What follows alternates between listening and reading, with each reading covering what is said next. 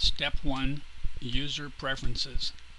In Step 1 of the ValueTrax pricing model, the primary information that's entered relates to the user's firm. In this case, I've entered a fictitious name, All American Business Brokers, the address, and phone and fax number. Even though the firm name is the only required input, it's important that you enter all this information as it will appear on the cover of any pricing reports you generate. This provides your clients with your contact information if they decide to come back to you at some time in the future for additional services.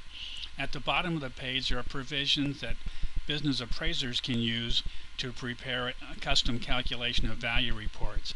Business brokers and other users should just ignore this feature. Appraisers can prepare a custom cover letter and a custom assumptions and limiting conditions page in accordance with their standards. For example, if the appraiser is a member of NACVA instead of the Institute of Business Appraisers, we can simply edit the information, change IBA to NACVA, and that change will appear in all subsequent reports until such time as the appraiser comes back and re-edits this page. The same thing is true for the custom assumptions and limiting conditions page. The appraiser can use the editing features to change this information as necessary. If the appraiser feels they need an additional page in the report, they can generate the report in Word in Step 12 and enter any other additional pages or do any editing they desire.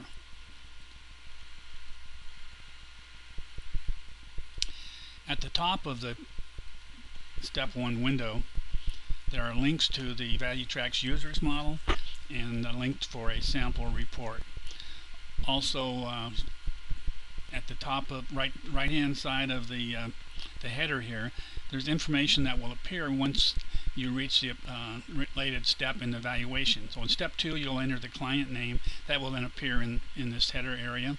And as you go through the various valuation methods, the value indications will also show up.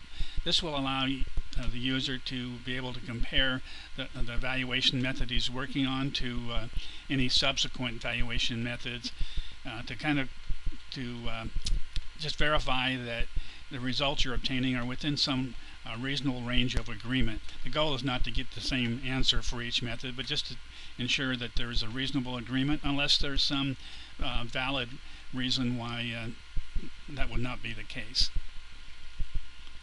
At the bottom of the page, there are areas you can click on to either save the information that you enter it or after you've entered it, and then also cancel it if you want to go back and start over again, or if you want to move to the next step.